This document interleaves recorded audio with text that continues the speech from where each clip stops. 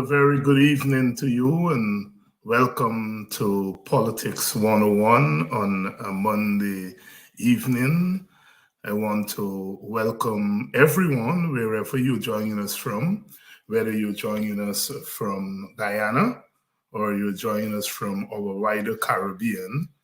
If you're joining us from the United States of America, welcome. Welcome to Politics 101. Welcome to all of you who are joining us from Europe, in the United Kingdom. Lots of our people are there. I would like to welcome all of you who are joining us from Barbados and Trinidad and Tobago, in Antigua and Barbuda, Grenada, St. Lucia, Jamaica, St. Martin.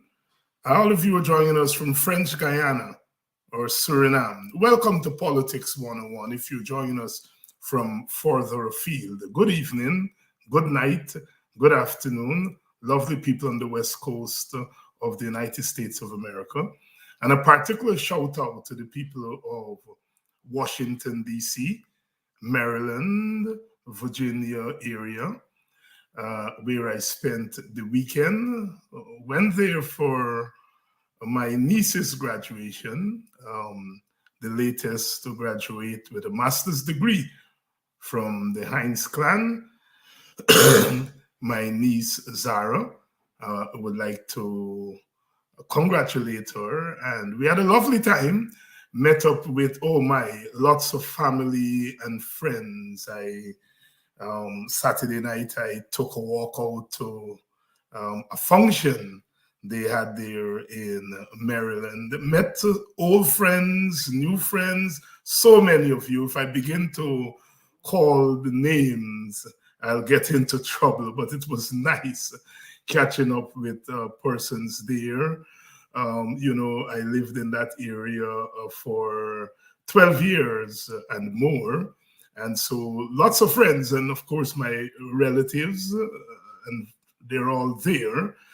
And it was so nice. So many of you who told me that you tune in to Politics 101, and of course our sister program in the morning, the Guyanese Morning Time with Brother Kedaki. Well wishers. I want to thank all of you for the support and the encouragement and the warning about how dangerous our country has become.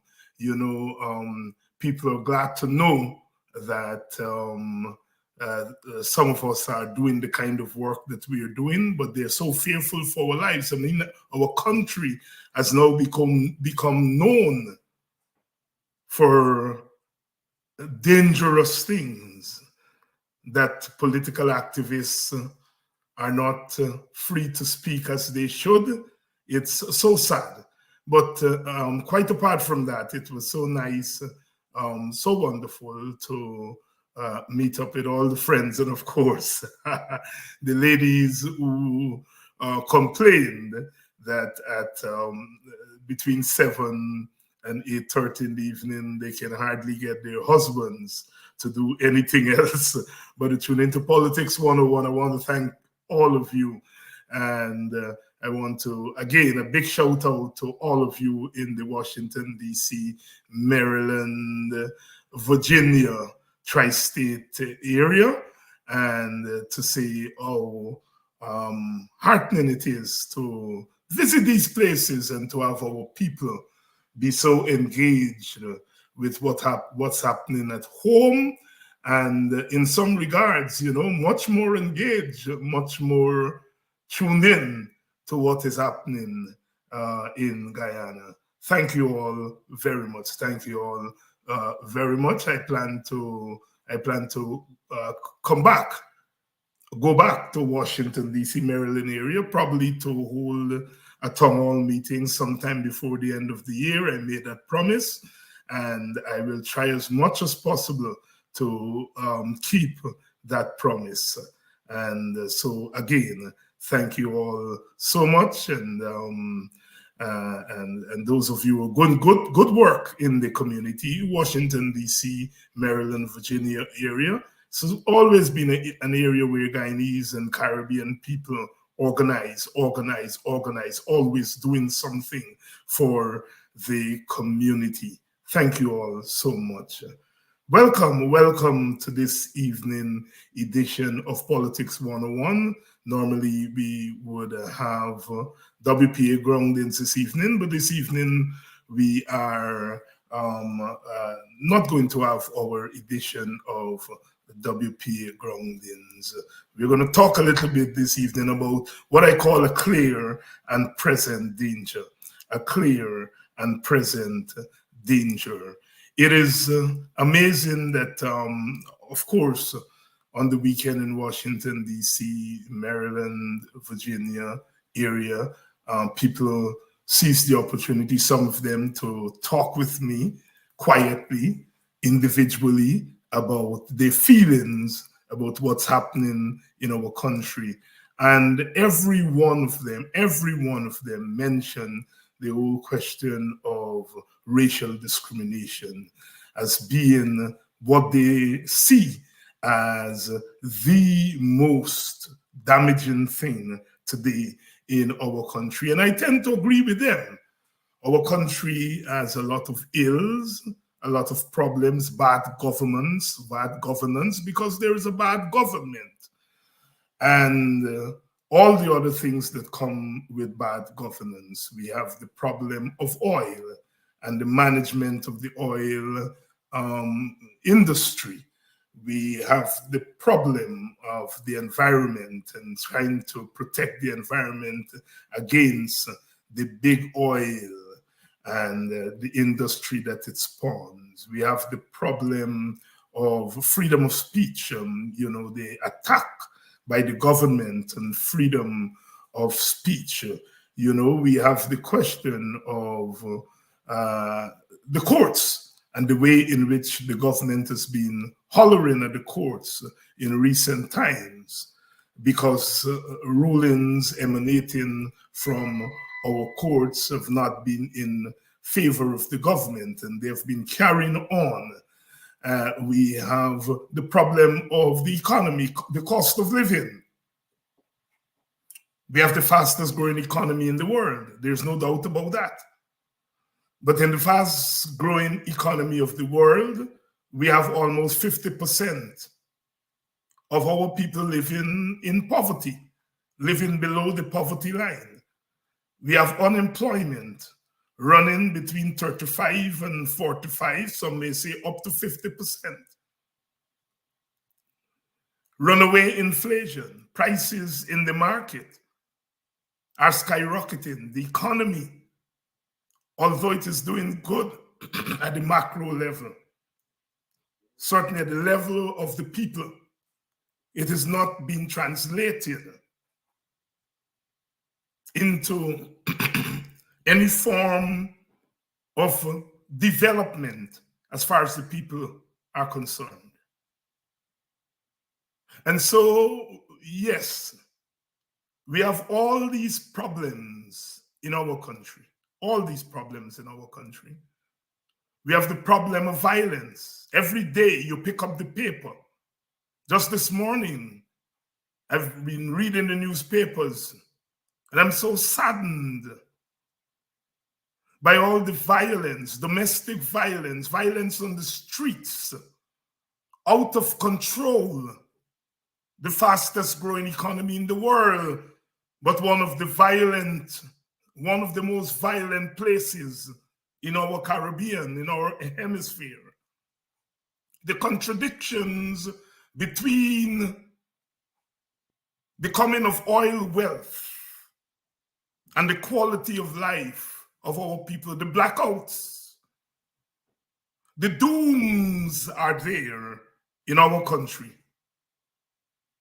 The fastest growing economy in the world, but a country of dooms. A country of dooms.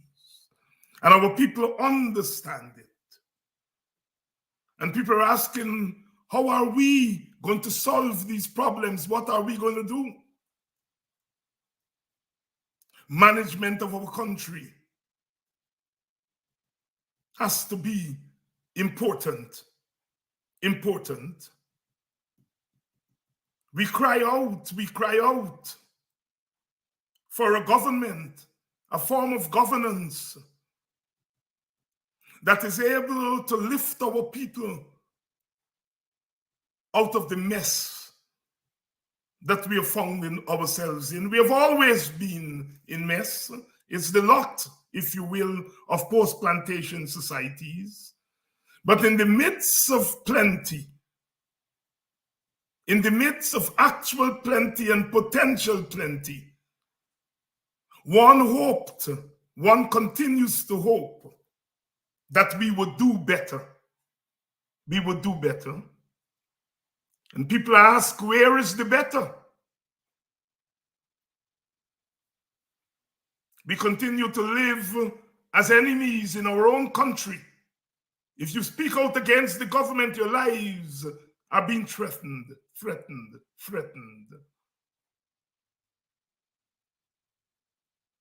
Where is the love to be found? Asked Brother Marley, Brother Bob. Where is the love to be found? I've not known any happiness. I've known no sweet caress. Where is the love to be found? And we Guyanese continue to ask that question, where is the love to be found? But in the midst of all the doom, I think that there is one thing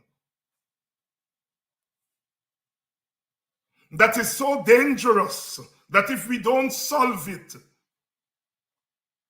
we can fix the environment, we can fix the economy. We may be able to fix some other things, but if we don't fix the question, if we don't fix the problem of racial discrimination, we will not be able to enjoy the other things. Racial discrimination is rampant in Guyana. We are a racially divided society, ethno-racially divided society. It's the accident of history. We were thrown into this country in different circumstances, horrible circumstances. We were thrown together in this land, first under the heinous system of slavery, the worst system of the accumulation of wealth that the human society has known. Africans were brought there in chains, against their will, and work here for 2.5 centuries without pay, without compensation. And in the process of slavery, the social, economic, and political relations were spawned. Hostile relations.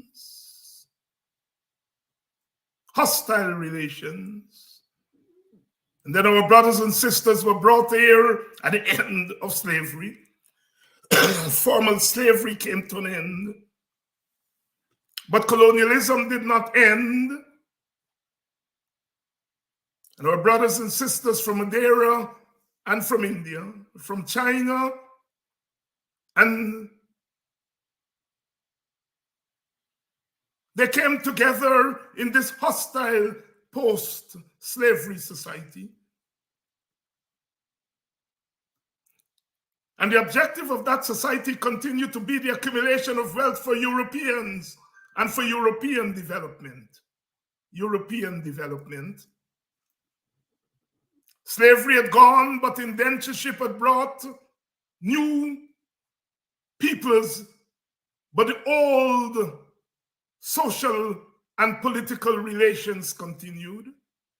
Wherever you put people against their will and you put them in competition with each other, they develop hostile relations. Sometimes they come together to struggle and to fight against the common enemy as they did. but always looking across at each other, competing for scarce resources. The motto and the practice of divide and rule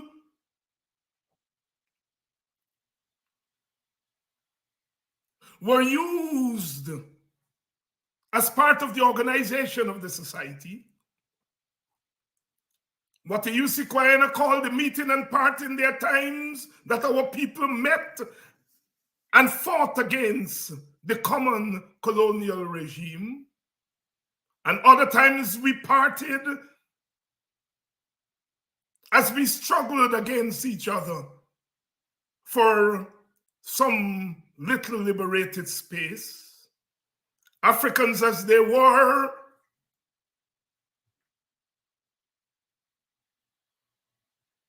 who had borne the brunt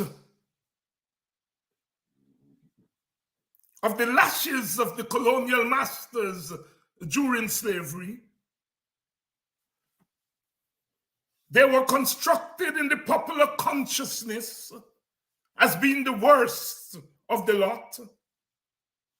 Those who were born to be slaves and who after formal slavery came to an end were deemed not to be capable of existing in a state of freedom. We develop stereotypes about each other. Stereotypes. The lazy African, the thrifty Indian. We develop stereotypes about each other. But all the time, running away, far away from the scourge of blackness, because blackness meant slavery. Blackness meant the bottom. Blackness meant the most inhuman. Anti-black racism is an inevitable offshoot of our social relations from the Middle Passage to the present. No one can deny that. And those who try to deny it are doing our country a great disservice. We crossed the border. We crossed the border in 1966, and we became an independent nation. An independent nation. Independent in the sense that we've thrown off the yoke, we threw off the yoke of colonial rule. And we are now going to be ruled by natives. Natives. The question of who governs? When the colonialists leave, who governs? Where we had a common approach against colonialism, that common approach began to unravel as we inevitably, invariably competed against each other for the new independent state. We fought in the early 60s, bitter, vicious, violent battle. And we fought over who would govern the independent state. And we came into independence with blood on our faces. And we have not recovered since. And the struggle continued to be who would govern, which group will govern. Which group will govern?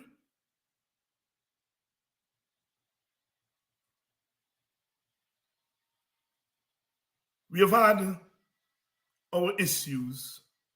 We have had our problems as we organize along ethno-racial lines in our political parties, in our communities. In our political parties and our communities. In some cases, we see the ethnic struggle as the inevitable struggle. And over time, people who had not been historical enemies, historical competitors, but not historical enemies. But over time, since independence, we have become more and more like historical enemies. We begin to construct our social relations, our political relations as if we were historical enemies. Africans did not enslave Indians. Indians did not enslave Africans. None of us enslaved the Amerindians, and they didn't enslave the Chinese and Portuguese. We are not historical enemies. But as we compete for control of the state, for control of the meager economic resources, for control of the levers of power, we have begun to act like historical enemies. Each group for its own, each group for its own. We pay lip service to racial unity. We pay lip service to racial unity. We call ourselves one Guyana, one people, one nation, one destiny, all those slogans. But at best, they're aspirations. As at worst, they're masks. Our people are divided. Africans do not want to be governed by Indians, and Indians do not want to be governed by Africans. That is a fact. We have demonstrated that every time we have gone to elections and beyond. Our elections have not been fonts of democratic practice. Our elections have not been examples of democratic practice. We fool ourselves. Our elections at best have been racial censuses. The votes for the PNC become a count of how many Africans there are in the electorate. The vote for the PPP, the same, how many people there are in the Indian electorate. We talk glibly about democracy. What is democracy if the people, the ethnic groups of the country do not feel a sense of togetherness, do not feel a sense of equal access to the resources of the country and the state? We fool ourselves. Today in our Guyana, today in our Guyana, today in our Guyana, we have found oil, and the wealth that flows from the oil raises anew the question of the equitable distribution of resources. The equitable distribution of resources.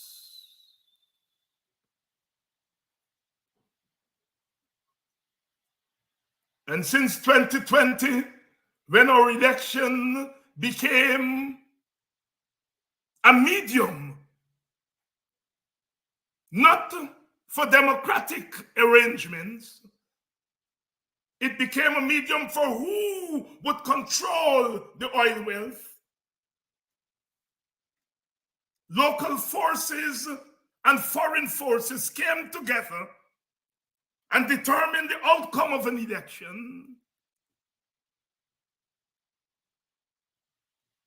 And the winner was the party of one ethnic group, the winner that was installed. And the loser that was installed, the opposition as they called it, was the party of the other ethnic group.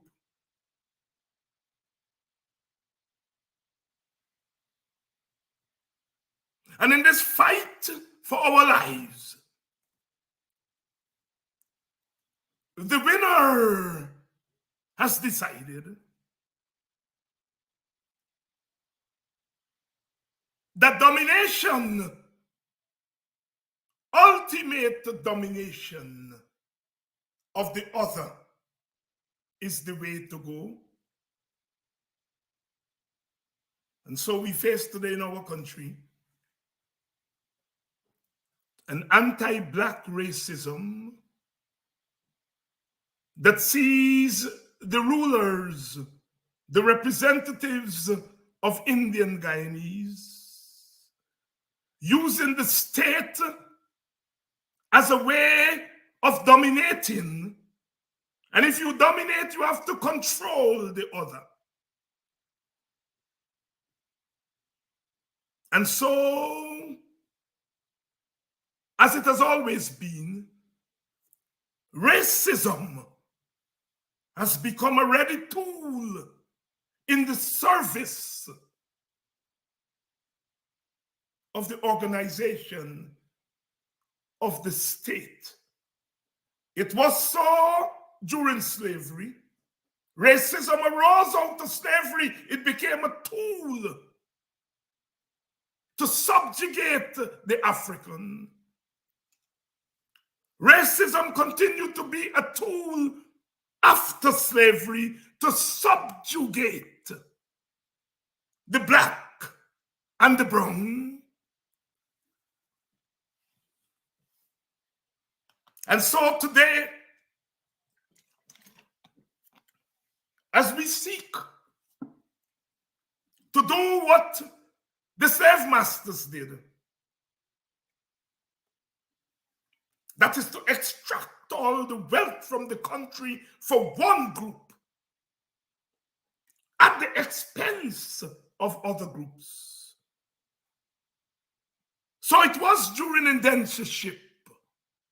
So it is today.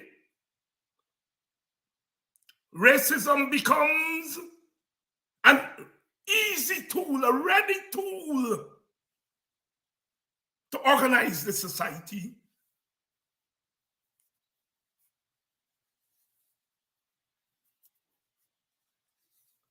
Look around. 80% of the contracts, government contracts, goes to East Indians. 10% goes to Africans.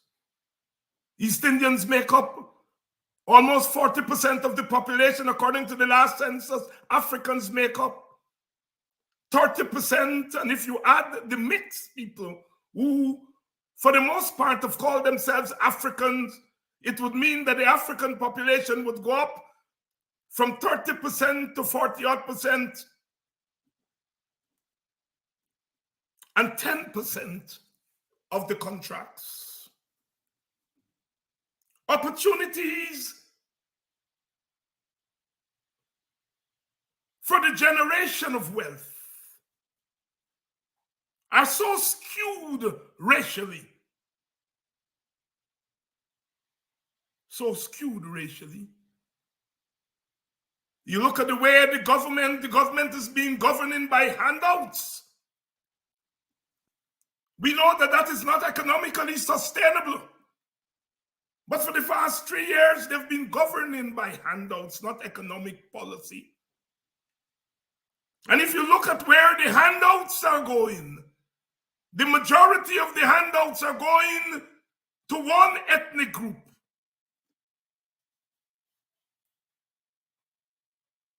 We know the numbers. We know the figures. We know the data.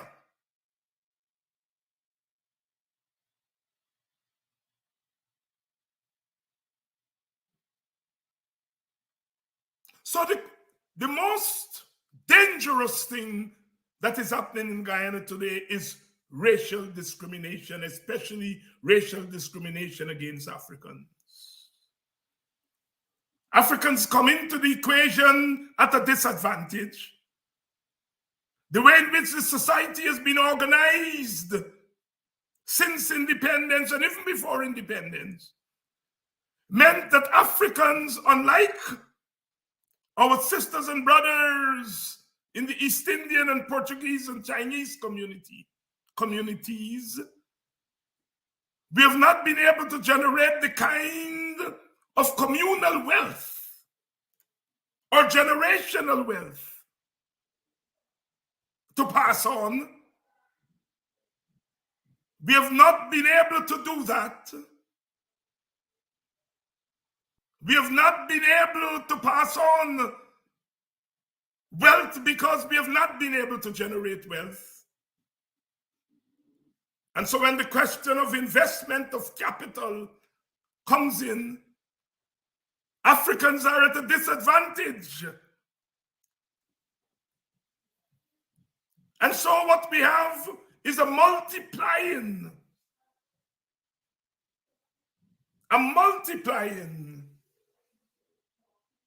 of underdevelopment,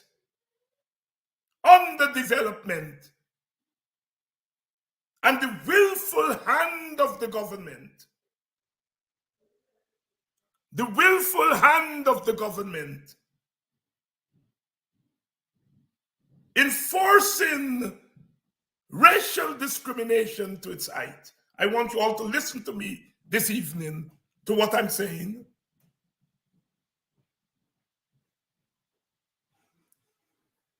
We have to confront racism and we have to defeat racism if we are going to be able to set Guyana onto the straight path. And some of us have been doing that. Some of us have been doing that.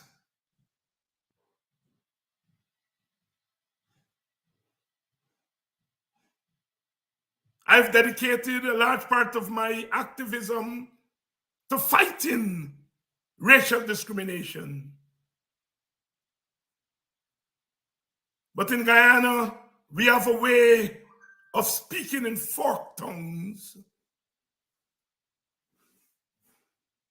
We have not been able to go for the jugular. We've not been able to squeeze racism as we should, because we are being hypocritical about it. We have to call a spade, and we have not been doing so. So many times when we talk about racism against African Guyanese, people say, David, you have to be careful not to offend Indians. And I ask them, and I ask myself, why must I compromise the fight against racism because I don't want to offend somebody? I do not believe that Indians oppose people like me because of our fight against racism. I do not believe that for one moment. I believe Indians oppose us because they think in the fight against racism, we are fighting against their government. I do not believe they oppose us because we fight against the scourge of racism. Indians have been the victims of anti-brown racism too. But people persist. We cannot address frontally anti-Black racism, anti-African racism in Guyana because we will offend Indians. I've been told that by friends, some former comrades who do not want to come near me.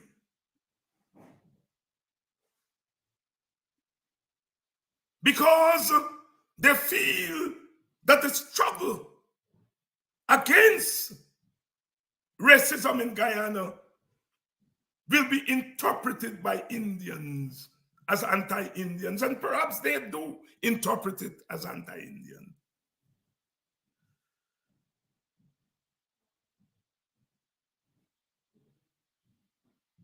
We face that dilemma.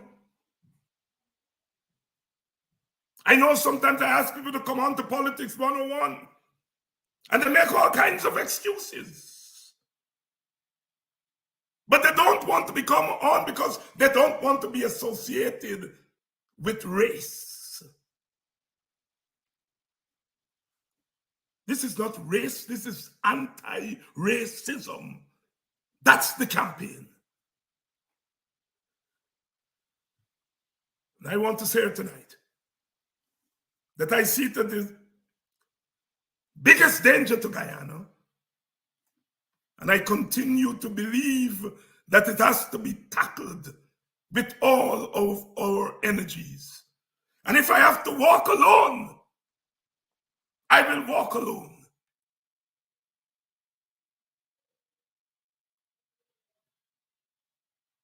Why people believe Indian people are so stupid that they will be offended because an African is fighting against anti-African racism. They tell us, oh, some of you in the opposition are shooting yourselves in the foot. Because every time you raise the question of racism against Africans, you're chasing away Indians. I do not believe it. If we chase away Indians, it is not because of our principled position against anti-Black racism.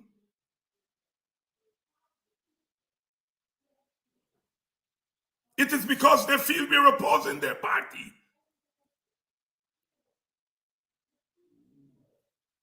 And so, sisters and brothers, if I have to stand alone on this question, I will stand alone. Political parties can't face the issue frontally because they frighten them by telling them about crossover votes. And so people are prepared to exchange the dignity of their own supporters for some crossover vote. Sisters and brothers, I want to make it lucidly clear. If I have to walk alone on this issue, I will walk alone.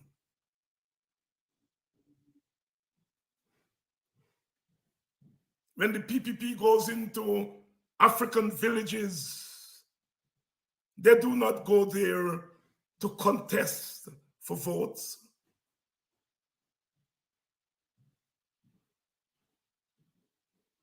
They go there to raid and to shame African people. First of all, the fact that they go into some communities and give them a little pittance, give them some little contracts, it is because of people like me. It is those of us who have rung the bell that Africans are getting nothing, that they take shame out of their faces and give a little pittance to Africans.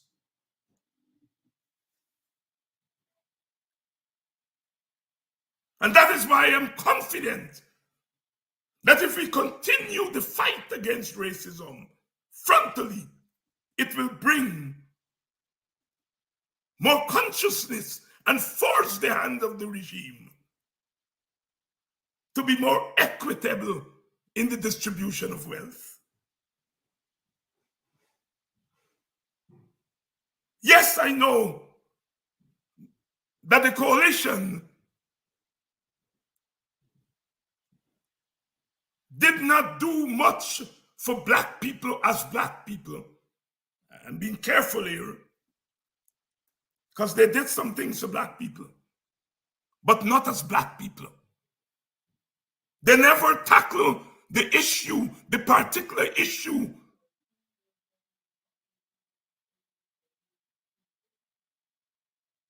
of Black underdevelopment.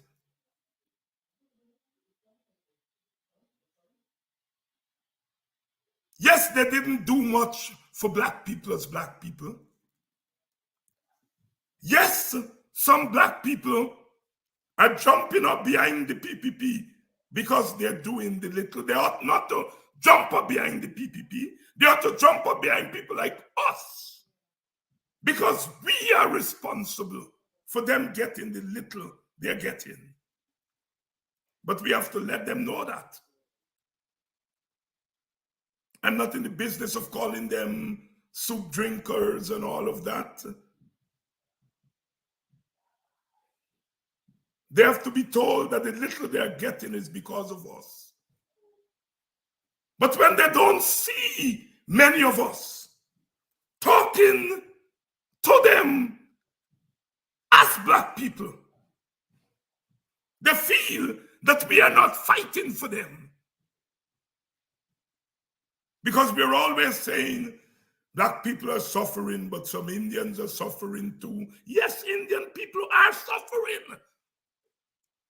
But Black sufferation is unique in Guyana. It has to be unique because of the unique experience.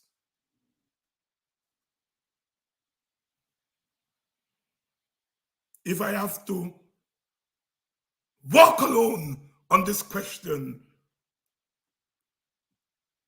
of anti-Black racism and bringing equality to Black people, I will walk alone. I'm tired of people talking that we have to be multiracial. Multiracialism is important. It is the objective. It is the ideal. Nobody has to tell me that. I know that.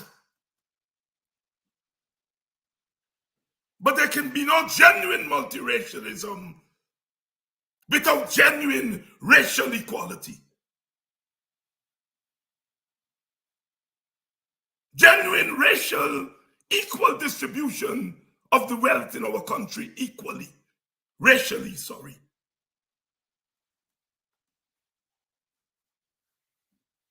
How can you tell me about multiracialism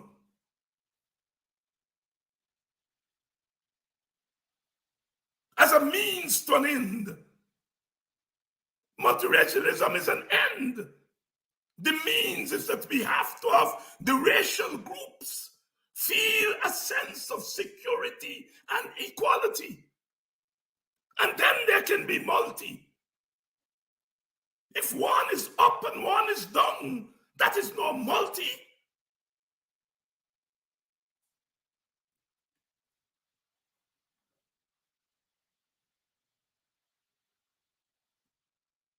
We are mobilizing Africans to fight for equality. And when we win, everyone wins. When we walked out of the gates of slavery, we closed the gates of slavery for everyone.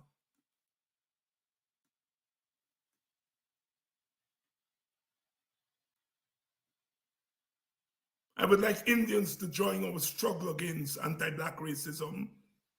But I understand if they don't want to join. I understand. I don't agree with them. Because sometimes you have to help your neighbor to help yourself. Between 2015, and 2020, I was critical of the coalition government for its shortcomings, not racial. The coalition government did not overtly discriminate against other ethnic groups. I think they have probably the best record when it comes to respect for racial groups, the different racial groups. Although it was an African government, it was not overtly anti-Indian. There may have been instances of anti-Indian discrimination, but it was not of the proportion that we have come to expect in Guyana. But I was critical of that government on the issue of governance. They made mistakes. And in real time, I opposed them. And you know what? My party, the party that I belong to, was part of that government. Although Junior Partners was part of that government. I voted for that government. I did some work for that government, and I eventually was kicked out because I was critical of that government. I wanted to set an example to Guyana, to say you can vote for a government, you can support that government, but you can hold that government accountable by being critical of it when it does bad things. That is the example I wanted to set. The vast majority of African people did not agree with me. I offended African people when I criticized their government. I offended them. Some of them are today saying to me, Dr. Hines, you were right then, and we listened to you. Things might have been different. At the Chronicle, I would write a column critical of the government on a Sunday, and I would write an editorial in that same Chronicle praising the government, doing my two tasks on the same day. I have a clean heart and a clean conscience when it comes to the way I believe I behaved when Black people had power.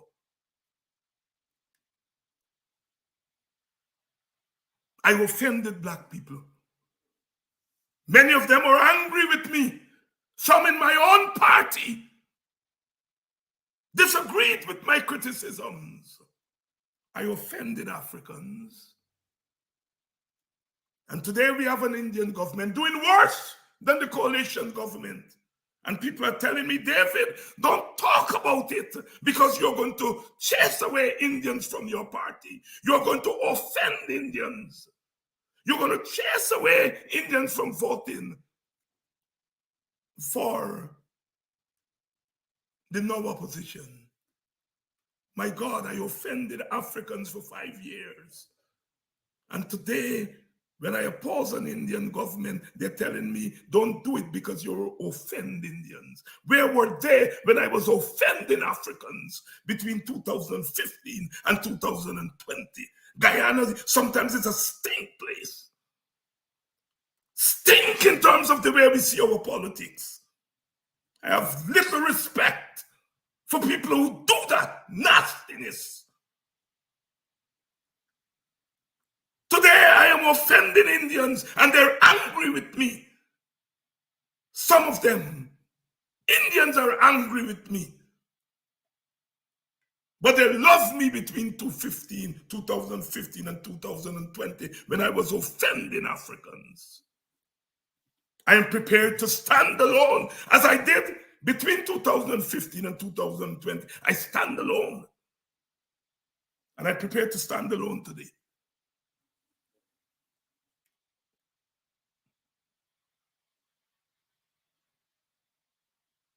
I'm not prepared to fight all battles unnecessarily. Some people are telling me I have to be very careful about the PNC.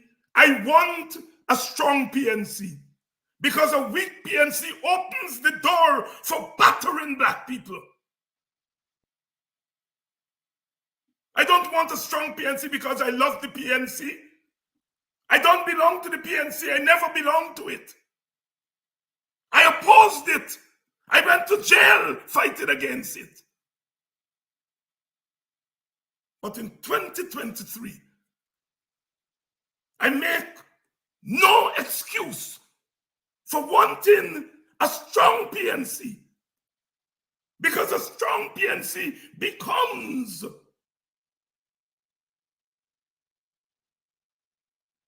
a bulwark against the battering of Africans as Africans, against the anti-Black racism.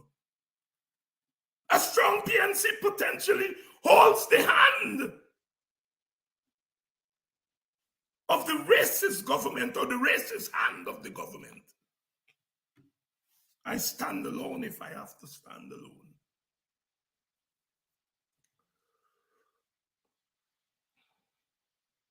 My fight is not against the PNC in 2023.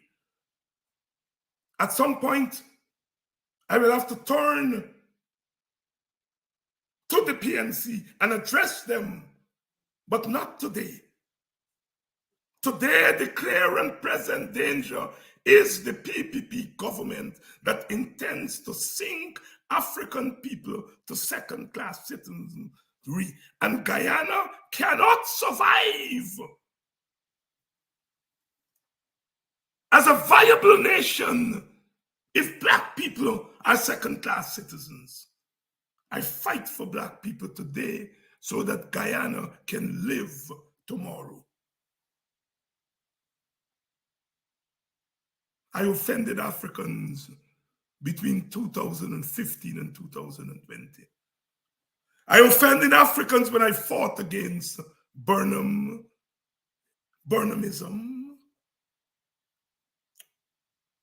Oh yes, I know the story that under Burnham they rigged elections. I know that. Under Burnham they assassinated. I know that. But I've lived to see a Guyana where under the PPP they have assassinated too. Not because they've not assassinated a Walter Rodney means they've not assassinated. Crummy Wing was assassinated under the Ramotar government. We don't say Ramotar killed Crummy Wing. Rodney was assassinated under Burnham. We say Burnham kill Rodney. But we never say Ramotar kill Crummy Wing, or Jack Dio kill Ronald Waddle, or Ramotar kill the 3 men at Linden. We don't say that. We have different language for different groups. We are such hypocrites. Yes, I know Burnham terrorized the WPA. Yes, I know the PPP terrorized the WPA, put Ogunse in the chains of slavery. Chained his leg like a slave.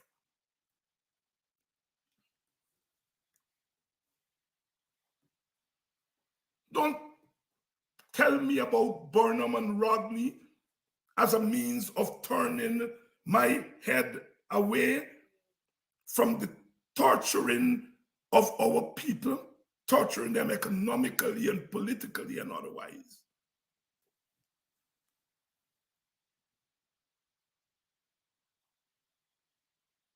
Don't tell me about what Rodney would have done and what Rodney would have this and what Rodney would have done. I don't know what Rodney would have done. I know what I am doing today. Because I know what I'm experiencing today. I come into my own country and a regular immigration officer doesn't check me in. They have to ask permission from somebody to say clear before David Hinds can enter his own country. And you tell me about Burnham?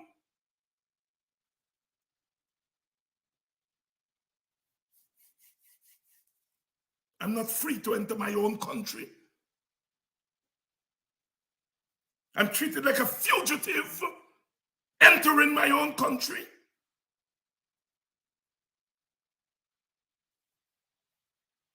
If I have to walk alone and stand alone on this issue of what is happening to African people, I am prepared to do that.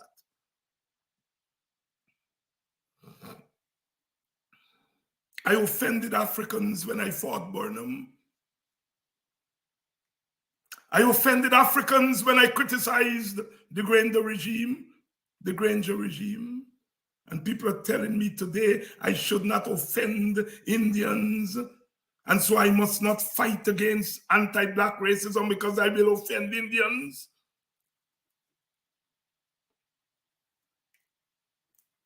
I love Indians as I love Black people and brown people and Portuguese people and Amerindian people because I love humanity. But I love humanity does not mean that I will stand for inhumanity because I love humanity, but I hate inhumanity.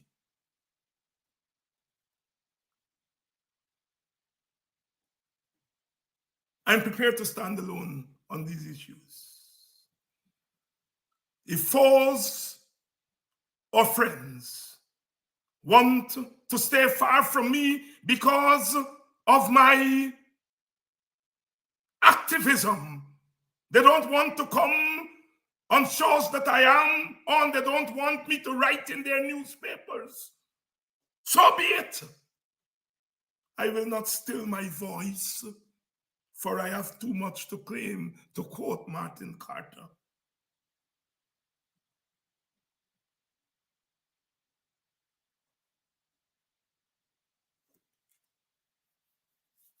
Don't tell me about what the PNC did and what the PNC didn't do. A weak PNC as it is today means that the door is open for people to do all kinds of things to Black people in the name of some democracy and all that nonsense. And we stand aside and do nothing about it. Do not raise our voices.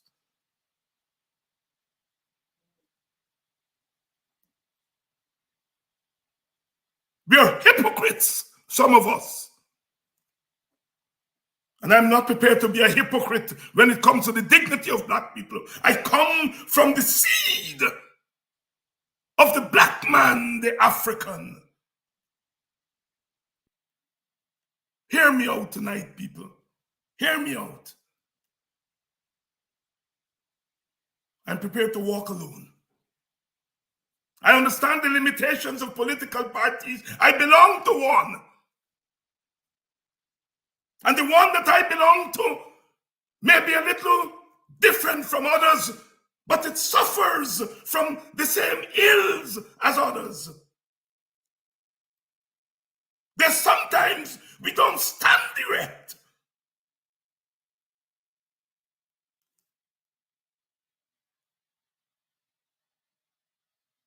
We display no backbone. And we make those who attempt to stand erect, we make them scapegoats.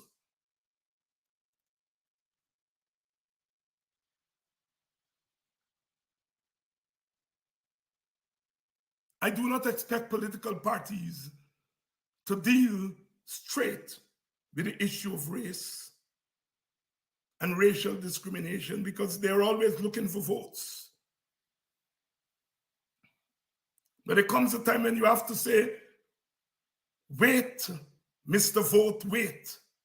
You know, the Black Stallions said, they tell me that they want a calypso with smut about Jean and Dorothy winding up.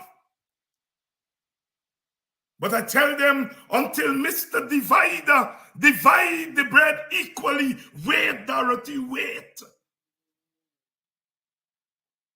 And I'm saying here tonight, until they set this racial question straight, where Black people can get as much as Indian and Amerindian people and Chinese people, wait, Mr. Vote, wait.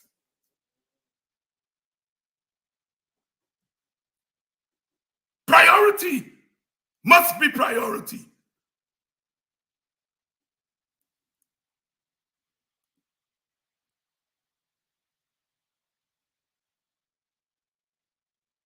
I'm tired of seeing black people. You go into a community, you give them a $2 million contract, and you line them up and shame them.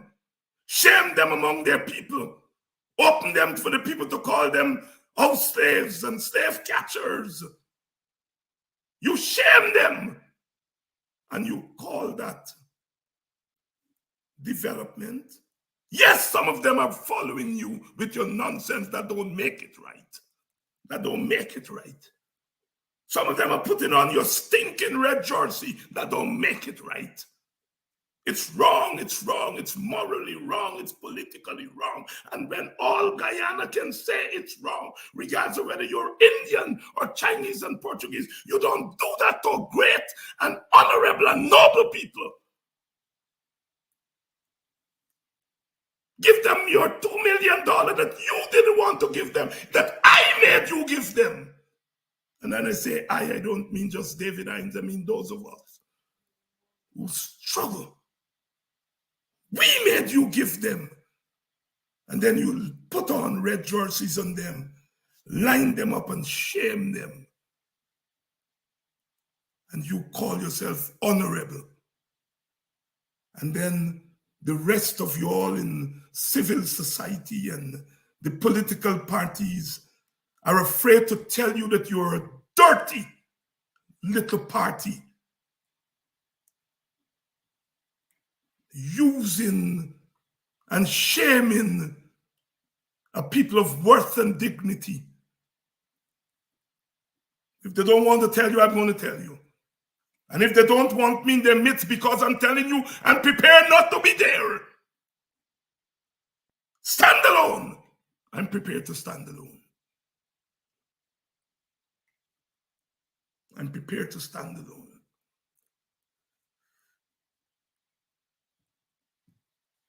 If you all want to kill Aubrey Norton and fight your battle with him, that's your business. I'm not into that. I'm sure Aubrey Norton has his shortcomings, but I hold him up because I think he's a potential and actual barricade against the battering of our people. I don't have to agree with him politically on everything. I probably disagree with Aubrey Norton more politically than I agree with him. But I'm prepared to hold him up as a barricade against the onslaught of African people. I'm prepared to walk alone and stand alone on these issues.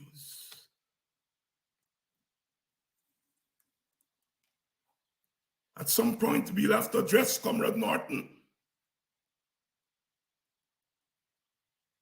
At some point. But today, we have to hold Comrade Norton up as a barricade.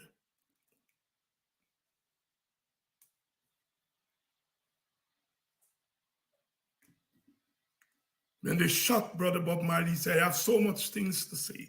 So much things to say. And tonight, I'm clear in my mind.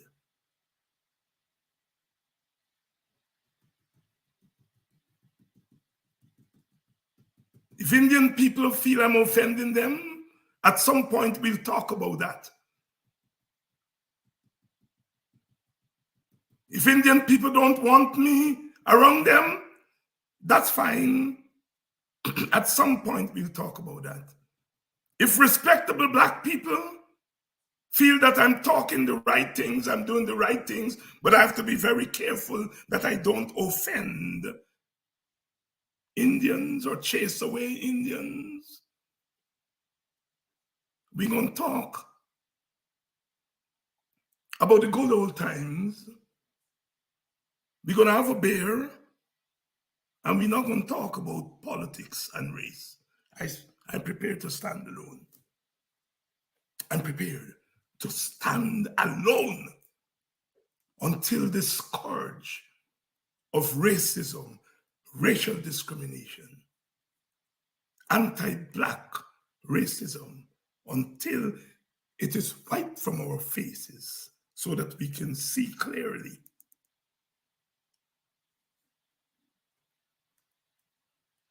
The Guyana that we all desire, where people of all ethnic groups and all racial groups can live,